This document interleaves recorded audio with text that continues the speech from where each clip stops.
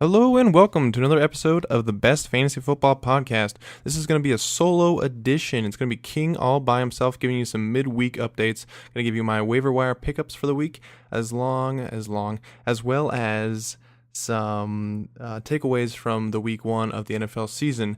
It's not going to be edited. It's going to be just a quick run through. So buckle up real quick, and I'm going to give you as much information as I can. Unfortunately, Eric is not going to be on this episode. We just don't have time to get together.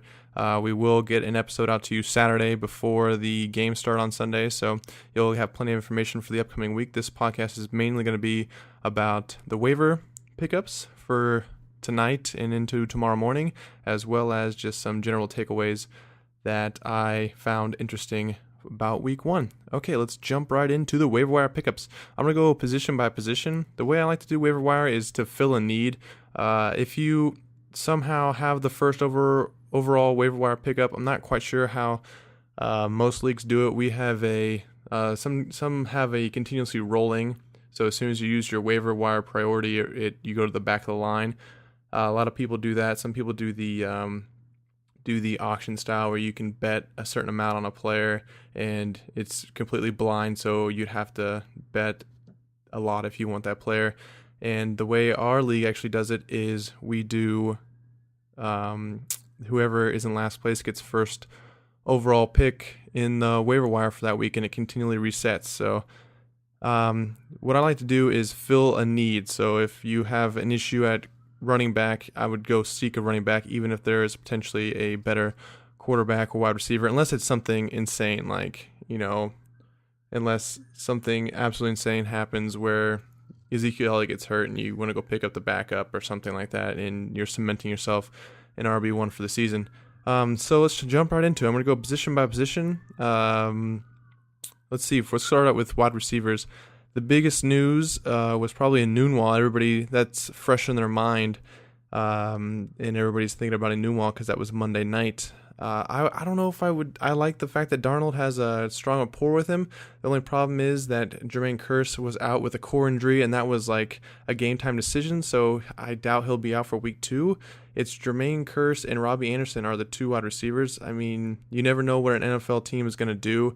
So he probably wouldn't be my top ad, even though he had such a good rapport with Sam Darnold. But he did get a lot of work in last night's game. He got 10 targets, 6 catches, 63 yards, and a touchdown. So he should be a safe bet to get an uptick in workload. But then again, he is a wide receiver 3 on a team with a rookie quarterback, so I might be wary of him. My number one pickup would obviously be Brandon Marshall. He could have caught he did catch 2 touchdown passes, one of them called back on a pass interference call on him, but with Doug Baldwin going down with the grade 2 knee injury, he had 6 targets, 3 catches, 46 yards, and a touchdown, and he did catch another touchdown, but it was called back. So I like him a lot. If you have Doug Baldwin, you definitely need to be targeting Brandon Marshall, and if you have a weak wide receiver position, you definitely should go target Brandon Marshall. He is going to be the guy that gets the ball a lot. Another person that people are going to pick up are Tegan Jr. He looked good. He was a solid wide receiver 2 for the Saints. That defense did not look good, so it looks like the Saints are going to have to throw the ball a lot. So he had 6 targets, 5 receptions, 68 yards, a touchdown, and a 2-point conversion, as well as a rushing attempt. So I would go target him. It's a really good offense. It's like getting a Randall Cobb or something for the Packers. So he is a good pickup as well. I put him probably number 2, and then I'd probably go pick up a Noonwall. Another person that people are picking up is Geronimo Allison. I don't love this pick. He did have 8 targets, 5 receptions, 69 yards, and a touchdown, which is great, but he is the wide receiver 3. So unless you're really struggling for a spot at the wide receiver position, I mean, if everybody else is gone, I'd go ahead and take him because it is such a good offense. But there's people like Corey Coleman who just got picked up by the Patriots. Unless you're in need of something right now, I might target him instead. There is Philip Dorsett, but I mean, he got 7 targets, 7 catches for 66 yards and a scoring touchdown. Who knows what he's going to be targeted as the rest of the season. The Patriots switch up week to week, literally week to week on what they do. One week they run the ball a whole bunch. The next week they throw it to Rob Gronkowski a whole bunch. The next week they throw it to their running backs in the backfield. I mean, they just switch it up so much. So I wouldn't be surprised if we see a lot from Philip Dorsett, but I do not. I think he's too risky to waste a high waiver priority on. Another pickup is Deshaun Jackson, who went crazy with Fitzmagic back there. I don't see how they don't continue to do it. I don't believe he'll do what he did this last week. Teams will begin to plan for him to burn them on the outside. It's just funny. It goes to show that all preseason long, they're like, oh, Chris Godwin is going to be, he's going to be the wide receiver 2, and Deshaun Jackson is going to be pushed back, and he's going to have to, step it up and fight for a starting job. And then he blows up for 5 targets, 5 catches, 146 yards, and 2 touchdowns. He's a good pickup. Deshaun Jackson left Sunday's Week 1 game against the Saints with a concussion and will not return. That is something to look for. That's a little scary to waste such a good priority on, but if you don't need a wide receiver and you're just looking for speculation, then Deshaun Jackson is a great pickup. Another one, Kenny Golladay. There's hype on Kenny Golladay all season long, and the Saints and the Detroit Lions looked so bad. If their defense is going to be that bad against the Jets, then there's no reason to think that Matt Stafford is going to have to throw the ball just over and over and over again. So he was targeted 12 times, caught 7 balls for 114 yards, led the team in receiving yards for that game. Looked great. There was all this hype on him. He's fantastic. He is a great pickup. I like him a lot. Pettis is another guy who's getting picked up a bunch because of Marquise Goodwin going down. He scares me a little bit. 5 targets, only 2 catches, and he got 61 yards and a touchdown. And it was on a big play where he scores a touchdown. He's a little bit sketchier, but he might be worth a dart throw. Corey Coleman, like I said before, he might be worth something if you don't have a need you need to fill right away. Another good one to pick up might be Cole Beasley. It looks like Allen Hurns is not going to be the number 1 guy, or at least not the guy leading the team in targets and catches. It looks like it's going to be Cole Beasley. So 8 targets, 7 catches for 73 yards.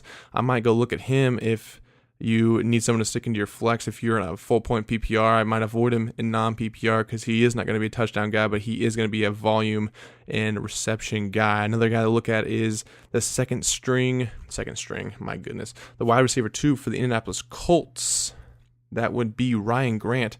He had a bunch of targets, 9 targets, 8 catches for 59 yards. So again, it's another PPR only pickup. He is going to get a lot of targets, it looks like, and if you need a guy to stick in your flex, I don't know if he's going to get 9 targets, 8 catches, and 59 yards every single week, but he's a good speculatory guy. Another one who actually went up and did something was John Brown. He caught a touchdown. I don't know. That team has a lot of mouths to feed, and Flacco threw it around to all of the wide receivers on that team. So yet again, if everybody else is gone and you need somebody for later on, you might go pick up John Brown. And another big story that came out was Martavis Bryant might be joining the Raiders again. We're not sure on that yet. It just came in, just got an update on him that he's visiting with the team and he might be back with the team. That again is another one to, take with a grain of salt and just to keep an eye on more than just go pick him up blindly. Willie Snead looked great, but then again, it's that Baltimore team where nobody was really targeted that much heavily over the other ones, like we said in the preseason with the Baltimore quarterback Joe Flacco. He doesn't really target one receiver more than the other. So those are wide receivers to look at. Tyrell Williams, maybe he dropped a touchdown pass and he caught a touchdown pass, so that would have been 2 touchdowns for him. Let's move on to running backs, though. A lot of people are picking up Philip Lindsay. He came out of freaking nowhere. Oh my goodness, and we didn't hear about him at all during the preseason. Oh my goodness, my voice. The speculation was it was going to be Royce Freeman. Everybody's hyped up on Royce Freeman, and they're giving Devin Booker the RB1 slot, and what are they doing, and are they going to split time, and all this goodness stuff. And then out of nowhere, Philip Lindsay gets 15 carries for 71 yards, 3 targets, 2 catches for 31 yards, and a receiving touchdown. Looked great, looked explosive. He is a Denver guy through and through. He went to college there, I do believe. He looked great. I mean, you're basically picking up a running back that's behind Royce Freeman, but if they're going to use him the way they used him in week 1, he's going to be a great pickup. I would target him heavily. Then again, there's TJ Yeldon out there who looked fantastic with Fournette going down, but Fournette's injury is not supposed to be anything serious. But if you are a Fournette if you are a Fournette owner, I would go pick up TJ Yeldon immediately out the waiver wire. He had 14 attempts for 51 yards, 7 targets for 3 catches, 18 yards, and a touchdown. He looked good. I would target him out of the backfield if you have Fournette. Another guy who looked great in the preseason and looked great week 1 was Austin Eckler. Even with Melvin Gordon getting a massive amount of work, Eckler got 10 touches and did a lot with it. He had 5 rushing attempts for 39 yards, 5 targets, 5 receptions, 87 receiving yards, and a receiving touchdown. It was against the Chiefs, so take that with a grain of salt, but Austin Eckler looks like he is going to be the real deal. Another one, James White. This is another iffy one. I called it week 1 that he was going to get a ton of targets, and he ended up getting 9 targets. He only had 4 catches, 38 yards, and a receiving touchdown, but it looked like they used him a lot. Another thing to maybe think about is Rex Burkhead said he was going to be eased into the workload last week, and if that's the case, then maybe James White doesn't see quite as many targets as this last week, but he's still worth a pickup in storage if you have the room for him and aren't in need of somebody right away. Another great running back who is on our waiver wire is Adrian Peterson. The only question that I have about Adrian Peterson is last year, I remember after he got a whole bunch of touches that he was horrible the next week. I'm talking Derrick Henry horrible, where he got like 10 carries for 8 yards and couldn't produce anything. He touched the ball 28 times this weekend, so I would be wary of him. He is definitely worth a pickup if he's still out there. I don't know if your league is going to have him still out there. We had a guy drop him just before week 1 kicked off, so he is probably not available in your league. Alfred Morris is another guy. It's a little scary. Alfred Morris, I'll get into the touches later when I do my takeaways from week 1, but one thing I did notice was him and Matt Breida basically split carries. One had 11, the other had 12, but Breida was targeted only once in the passing game, and Morris was targeted 0 times. I'm not quite sure what they're doing with that offensive scheme. I'll get into that later with the takeaways, but he is the RB1, but who knows? He's a little scary too, but if he's available, I don't know if he's going to be available in your league. Another running back to look at in PPR formats only is Jalen Richard. He had 11 targets, 9 catches, and 55 yards. He also ran the ball 5 times. He looked great. He got a lot of targets and a lot of catches, so he's a potential PPR monster. Marshawn Lynch is old. Maybe they mix in Jalen Richard even more as the season goes on. I wouldn't be surprised if he was a viable flex option in PPR formats. Another guy to think about is Aaron Jones for Green Bay. Jamal Williams did not look good. Aaron Rodgers does have a knee issue. They might have to run the ball more. If Aaron Jones is available on your waiver wire, maybe you pick him up and stash him if you don't need anybody for week 2, but you could use him week 3 and moving forward. Another guy out there you might be thinking about is Buck Allen. I don't know if I would target him just yet. He did have 6 targets for 5 catches, but the problem is he only had 15 receiving yards, and he did fall into the end zone, but the Baltimore Ravens were so far ahead that you can't really take anything away from that game. That game is not going to happen again. They were up by a bajillion points. A bajillion is an actual number. No, it's not. Another guy, Wilkins, if Marlon Mack is going to miss more time, Wilkins did get the start. He ended up touching the ball 17 times. Maybe he turns that into something more later in the season. He had a lot of touches. Also, Naheem Hines had 9 targets. He's also with the Colts. 9 targets and had 7 catches for 33 yards. He's more of a PPR only play. Another guy to maybe think about is Frank Gore. He only had 9 touches, but he had 61 yards. So if you got Kenyon Drake, maybe pick up Frank Gore and store him on your bench just in case something happens. LaShawn McCoy people, maybe you think about going to get Marcus Murphy if you have the room. And especially if you get return yards. He had 174 return yards in that game. He touched the ball. He ran the ball 6 times for 31 yards and got 2 targets out of the backfield. Then again, you can't really take anything away from that game. It was so lopsided and obscure, but who knows? Maybe Marcus Murphy for the Buffalo Bills does get something going for the team. Let's move on to tight end. Everybody's going to be talking about, obviously, Jared Cook. He looked fantastic last night. Getting 12 targets, 9 catches, and 180 yards. Do I think he does that again? Probably not, and you might want to look out for if Martavis Bryant is going to join the team again. You can't ignore those 12 targets, though. I mean, I don't even know. There are no words. There are no words for 12 targets for a tight end that he wasn't on really anybody's radar on week 1. I said Vanette for the Seattle Seahawks. But it was Will Dissly. Will Dissly had 5 targets, 3 catches for 105 yards and a touchdown. So if he's going to be the pass-catching tight end for Seattle, he could be worth a pickup. It might be just week 1 hype, and we might never see it again from him, but he has potential to do something. If you don't need a tight end really and you can just speculate on him, then go ahead and go grab him. Another great pickup would be probably my top tight end pickup would be George Kittle. Garoppolo loved throwing to Kittle. He had 9 targets, 5 catches for 90 yards, and he dropped a monster touchdown potential catch. He could have had easily 150 yards and a touchdown.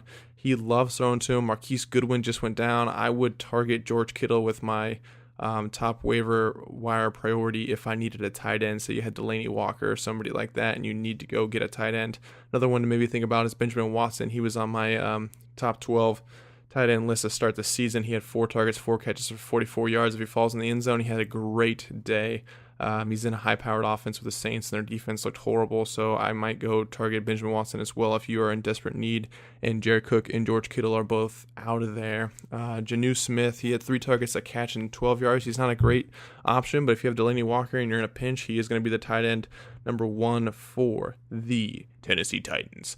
And as well, Ian Thomas, if you had Greg Olsen, we forgot about Greg Olsen, but he had 2 targets, 2 catches for 4 yards, so he's more of a PPR play in week 1 at least, but he is going to be the tight end for the Carolina Panthers. There's nobody else really out there. ASJ didn't really come through. Antonio Gates really didn't do anything. Nobody else I can really think of. Vance McDonald, Jesse James, they all kind of were in the middle of everything. Jesse James did look good, but I don't like tight ends on Pittsburgh. Let's move over to quarterback and wrap this up. Tyrod Taylor, he's going against the Saints for week 1, so if you're looking for someone to stream, he had 77 rushing yards and a rushing touchdown. He also had almost 200 passing yards and a passing touchdown, and going against the Saints defense, which just looked horrible against Fitzmagic. If Tyrod Taylor can add 100 yards rushing and a rushing touchdown to week 2, he is a viable streamer if you are in need of somebody for that week 2 pickup. Another guy who is definitely on your waiver wire is Ryan Fitzpatrick. I mean, I don't know how you explode for 417 yards and 4 touchdowns, and you also add 12 rushing attempts and 36 rushing yards and a rushing touchdown. I don't know how you do that, and then you come back to earth week 2. You would think he has to do something, not something as crazy, but he's going to have to put up some decent numbers, you would imagine. So he is a potential streamer as well. Case Keenum, he's probably on your waiver wire. He threw for 330 passing yards, 3 touchdowns, and 3 interceptions. You got to think those interceptions come down, but I believe his touchdowns are going to stay high. He loves targeting his wide receivers, and they have Lindsey coming out of the backfield and Royce Freeman, and he has so many weapons that he's a good target.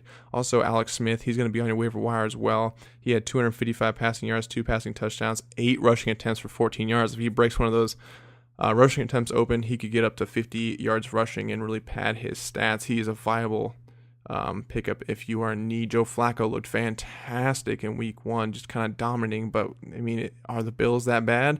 Well, I don't know, but he does play Thursday night against Cincinnati, and Thursday games are never great. He's more of a if you really need somebody, go pick him up. That's really it. There's a bunch of people out there, but I would mainly focus on those top guys. That's gonna do it for the waiver wire pickup section. Bear with me. We're just gonna run through all the major things that I noticed looking at the stats for week 1 and just some major takeaways. I'm gonna fire through them. There's probably like 30, 40 things that I noticed and kind of like numbers that I would like to think about. So maybe they're interesting to you too. I thought they were interesting. But buckle up and hold on, ladies and gentlemen. This is going to be quick. I'm going to try to go quick. All right, number 1, Brandon Marshall for Seattle and Doug Baldwin owners. Doug Baldwin owners, I would go attack Brandon Marshall. I would try to get him no matter what the cost is.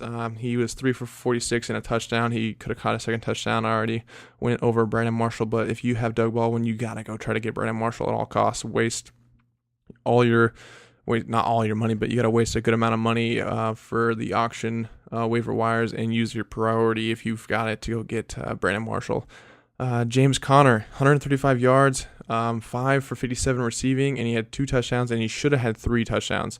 That really bummed me out. He should have had that 3rd touchdown. I called it back, and then I called it. I go, yeah, go ahead and have Big Ben throw a touchdown to Antonio Brown and pad Antonio Brown's stats and bail out all the people who took Antonio Brown. And he had 36 touches, which was a massive workload. I told you guys he was going to get the Le'Veon Bell treatment, and sure enough, Big Ben did throw that touchdown to Antonio Brown and bail all the Antonio Brown owners out. But 36 touches for James Conner week 1. Told you guys he was going to get the Le'Veon Bell treatment, and sure enough, I was correct. Kenny Stills had 2 touchdowns. We were kind of wondering what he was going to do. He didn't really, I can't remember his exact stats, but I believe it was 5 targets and 3 receptions, and 2 of them were touchdowns. If he is targeted like that in the coming weeks, he is going to be a very valuable fantasy option, which was known. People knew he was going to be great this season. Peterson had 28 touches for 166 yards and 1 touchdown. Like I said before, the only thing to look for here is, he did have a bunch of touches, which is kind of interesting, and if you are an Adrian Peterson owner, you do like that, but the interesting thing to me here is the fact that he got a lot of touches last year for 1 week, and the next week he'd be horrible. I know I kind of touched that on already, but it's something to think about if you're an Adrian Peterson owner. I would not be surprised if he did not perform nearly as well this week, and I would see Chris Thompson as blowing up even more this week than he did last week. Speaking of Chris Thompson, 11 touches for 128 yards and 6 receptions, I believe. I don't know if he has a touchdown. I think I wrote 1. Yeah, he had a touchdown as well. 6 receptions. Blew up in that game. He could be the Jamal Charles running back for the Washington Redskins and Alex Smith. I love Chris Thompson week 2. I think he's going to be great. I think they're going to have to move away from Peterson week 2, and they're going to lean heavily on Chris Thompson. He's going to go off for even more than he did. I was kind of wishing he wouldn't do so well week 1. I had him on my bench in my money league, and his price is going to rise in daily, and I wanted to use him as a cheap option in week 2, but it is what it is. Rob Gronkowski, 7 for 123 and 1. I believe I predicted 7 or 8 for 150 and 2. It's close. I knew Rob was going to be great week 1. The surprise was Hogan going 1 for 11. That ruined a lot of people's daily fantasies, and Eric and I definitely got that pick wrong. Wasn't sure what happened there, but that's what you get with the Patriots. You get unknown randomness from them at all times. And they just picked up the Bills' ex-wide receiver, Corey Coleman, so there's even more uncertainty happening with the Patriots. Rob is just a madman. Did he catch that ball? We're not sure. I'm not upset that they gave him the catch. I have him in our friends league. Juju Smith-Schuster, 5 for 119. My goodness, did I get that wrong? I mean, he is getting targets. He's getting catches. He's not only that, he's getting the yardage with it. I predicted Juju to have a terrible season, but he looked great. Big Ben targeted him a lot. I kind of took back my Juju prediction of him having a terrible season when I heard that the offensive coordinator was going to allow Big Ben to kind of run the offense. Jesus, how great did Big Ben look, by the way. Eric, you're killing it. You're not here to defend yourself, but wow, you really called it with your Big Ben is going to be great in week 1. My goodness, that was a horrible job. But Juju, he looked good. Should be even better at home. He's a guy to target in daily from now on, I believe. Hopefully not too many people are that highly on him. Hopefully his 5 for 19 kind of went unnoticed with James Conner blowing up the way he did. Cole Beasley, blowing up for the Dallas team. The Dallas offense looked horrible, but he had 7 for 73, and he led his team in targets and receptions and yardage. Allen Hurns looks like he's not going to be the wide receiver 1, and Cole Beasley is a sneaky PPR pickup in leagues, season-long leagues, as well as daily for week 2. Jordan Reed, he put up 4 for 48 and a touchdown. The Redskins kind of dominated that game, so he might get even more work in a game where they're behind. He looked good. I haven't heard anything about him being hurt yet, but he took a good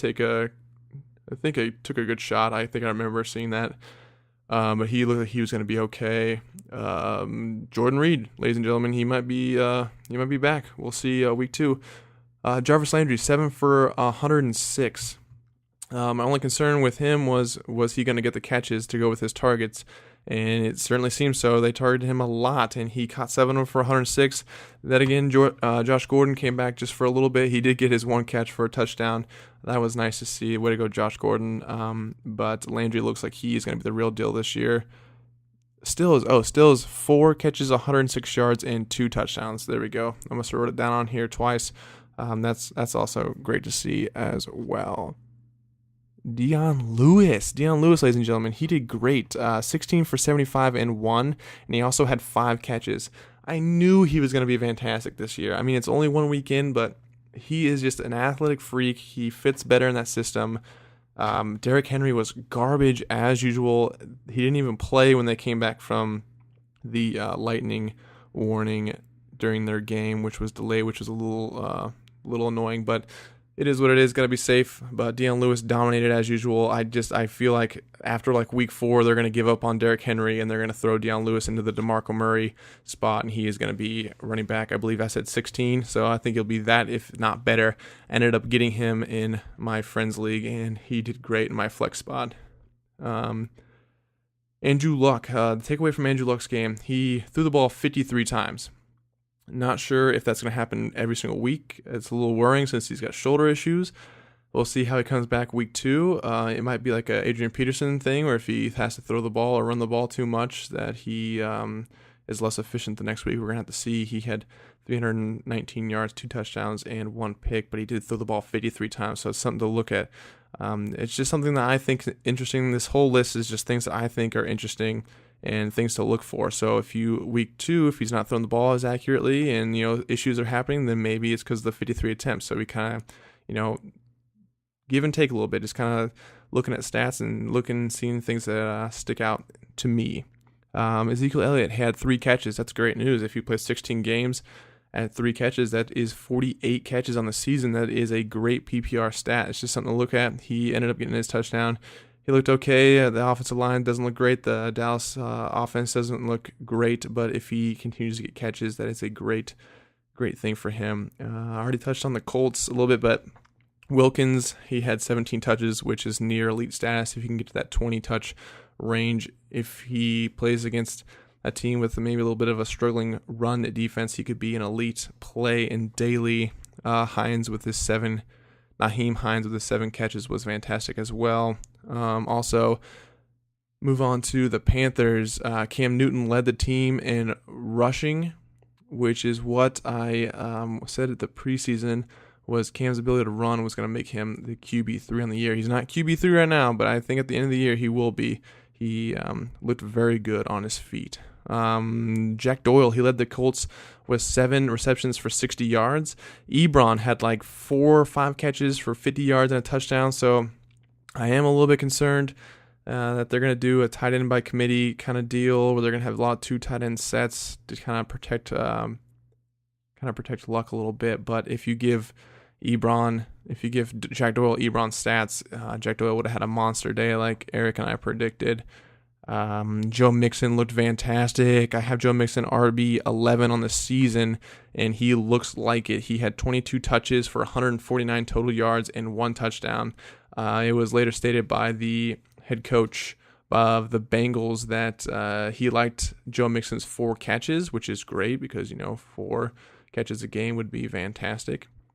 for Mixon for PPR, but he thinks that he could get 22 carries a game. So he wants to up Joe Mixon's touches, basically, which is fantastic news for Mixon owners. I did not get Mixon in either league this year. I already touched on the Redskins backfield a little bit, but let's go into a little bit more. Breida and Morris, they split carries. Breida got 11 carries and Morris got 12. Breida only had 1 catch, and Morris was not targeted in the backfield, which is a little concerning. The only thing I can think of with that is they had a system in place for McKinnon, and when he got hurt, they kind of let everything fall by the wayside and had to replan everything because McKinnon was supposed to be the guy catching the ball in the backfield and being a dominant force, and now they're not even targeting their backs out of the backfield. Now that might change later on if Breida wins the job and they start to target him out of the backfield, but I am not sure what is happening with that offense. They did not look good. Marquise Goodwin, if he is out, then maybe Pettis is the new wide receiver, but it looked more like maybe Pettis will be targeted more. He doesn't quite have the rapport with Garoppolo like Marquise Goodwin did, but it looked like Kittle. It looks like Kittle's going to get the bump in that situation. I already talked about Kittle. Deshaun Watson, a 50% completion percentage. A lot of people are blaming Will Fuller for that, and it was the first game back, and it was against the Patriots. But he did not look good to me. He looked scary. Maybe he'll prove me wrong, but so far I was dead right on Deshaun Watson.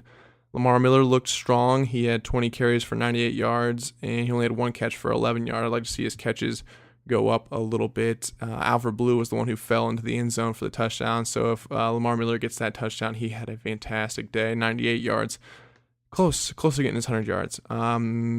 Rex Burkhead, 18 carries for 64 yards and only 1 catch for 5 yards. So that's where it's kind of interesting. Are they going to, try to give Rex Burkhead the ball for running the ball? If he's going to run the ball 18 times a game, if that's the case, and that's, good for Burkhead. But if James White's going to get 9 targets a game, maybe he's the guy to target in PPR. Bruce Ellington, he had 4 catches for 37 yards and a touchdown. That's just an interesting stat line to think about if that continues, if Will Fuller is actually hurt.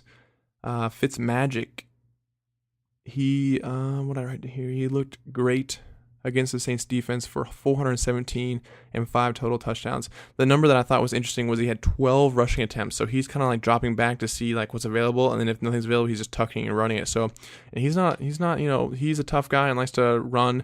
He could get hurt, but he likes to run the ball a lot. So if he could get 4 or 5 yards per attempt, he could definitely boost his stats if the 417 and 4 throwing touchdowns aren't there that week. But that could raise his floor definitely. Drew Brees, interesting thing on him I thought was he had 45 passing attempts. Of course, they were down like 40-0 the entire game, but I just thought that if he gets to throw the ball that much when they're down, then maybe he's going to be a really good quarterback this year. Just something to look at. 45 passing attempts for Drew Brees. Peyton Barber, interesting stat line on him I thought was he had 19 carries but no catches, which kind of defeats any hope for a PPR for Peyton Barber. They were up huge, and he had 19 carries, but I think he only had 69 yards, which is disappointing. But I have him sitting on my bench in my friend's league, so I'd like him to do something. Kamara, he had 8 rushes for 29 yards and a touchdown, and he had 9 catches for 112 yards and 1 touchdown. It looks like they're not going to increase his workload. I mean, he had 17 touches, but you would think with a guy like Kamara who can do it all, you would increase his workload when you're down by that much. But they use their other 2 backs in the backfield and let the Breeze throw the ball a bunch. Mike Evans went off with Fitzmagic in the backfield. We were dead wrong on Mike Evans going against Marshawn Lattimore, but that was just an unexpected game. But if Evans is going to go match up against somebody weaker than Marshawn Lattimore, and if Deshaun Jackson does miss any time with his concussion, I'm not sure. I haven't heard any updates on his concussion, but Evans could be a monster play in week 2. I'm sure his salary will rise in daily after that crazy performance. Fournette went down. If you are a Fournette owner, like I said earlier, go target TJ Yeldon, go pick him up and stash him just in case he does not play week 2. You can just slide in TJ Yeldon. He'll get the workload of Fournette.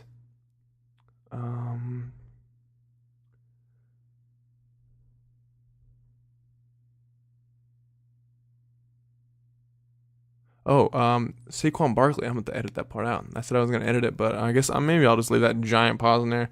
Barkley had 20 touches for 106 rushing yards, but 68 of those and his 1 touchdown were on 1 run. He didn't look that impressive to me.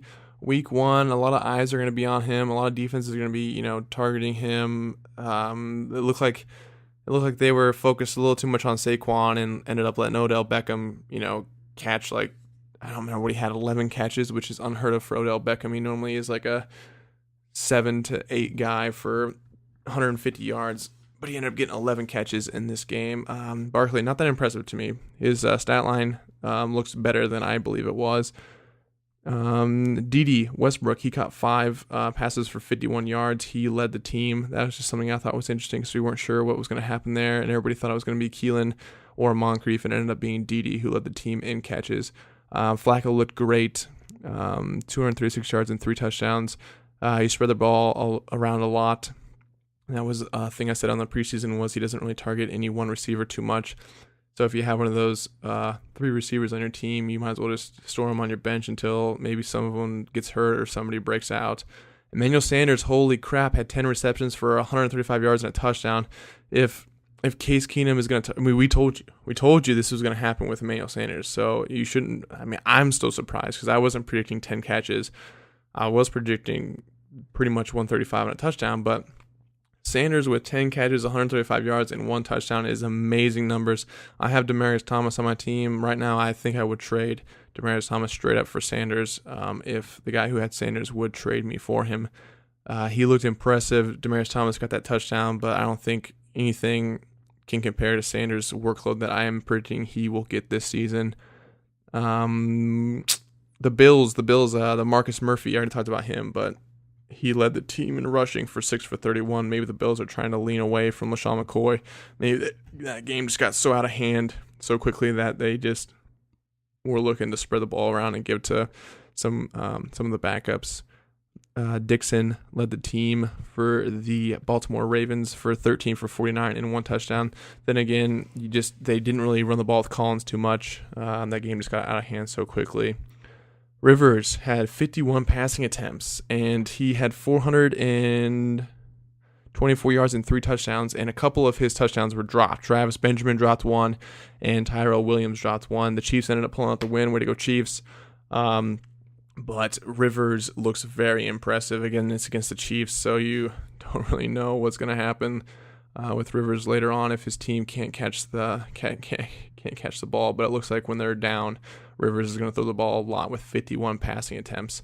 Kareem Hunt had 16 carries, but only for 49 yards, and he had no catches. It looks like if they don't lean on Kareem Hunt, maybe it was just the Los Angeles Chargers defense that was keeping him down, but 16 carries for 49 yards is not impressive, and no catches. Then again, they were up the whole game, but you'd like to see him break one of those off for at least 20, 30 yards. Melvin Gordon had 24 touches, 15 for 64 running, and 9 for 102. Looks like he's going to be a big part of the passing game like we projected in the preseason. 9 catches for 102 yards is crazy numbers. Hill had a day, 7 catches for 169 yards and 2, and he had a rushing TD and a punt return for a TD. He's a madman. I was a little concerned with Patrick Mahomes back there, and I still am a little concerned with Patrick Mahomes back there. Looks like it's going to be a great offense, and they're going to do some crazy things, but I believe there was 3, maybe 4 times where Patrick Mahomes basically just tossed it up to Tyreek Hill and said, hey, it's a jump ball, go get it. One of them he caught, one of them he tipped it, and Spencer Ware ended up catching it, and one of them was picked off, but it was out of bounds in the end zone. It's a little concerning that he just kind of chucks it up to the smallest guy on the field, but nothing bad happened from it in week 1 anyways. So if Patrick Mahomes is going to throw it to Hill that many times, he's going to make plays. So if you were brave enough to pick up Tyreek Hill, it definitely paid off for you in week 1. Disley, I already talked about him for Seattle. If he's the pass catching tight end, he could be a great stash. Rashard Penny, I thought the interesting line on him was he caught 4 balls. That is pretty impressive. If he can catch 4 to 5 balls a game, he is definitely worth flex consideration. Lindsey and Royce for Denver, already touched on them. Carson had 7 for 51 yards, and Penny ended up running 7 for 8 yards, 7 attempts for 8 yards. So he was wildly inefficient as a runner, but he did end up catching 4 balls, which I thought was impressive. Chris Carson is definitely the better back. Case Keenum, he had 3 touchdowns and 3 interceptions. I think he only improves. And also, last note on the week was Travis Kelce was held to 1 catch. So that's something that I did think was going to be a huge concern, was Patrick Mahomes throwing to Kelce. He seemed to always be missing him. They don't seem to link up quite as well as Tyreek Hill and Patrick Mahomes do. That's going to do it for me, guys. That was a lot of words, and it did take 40 minutes. My goodness, guys. You guys are going to be tired of listening to my voice by the time this thing is over. Just wanted to give you guys I had to do it solo today. Just wanted to give you guys a bunch of information going into the waiver wire and Thursday night's game. Eric and I will be recording our podcast Friday night, and I will have it uploaded Saturday morning. So make sure to look out for that and get that when it comes out. Appreciate you guys listening, and I hope you learned something. See you guys later.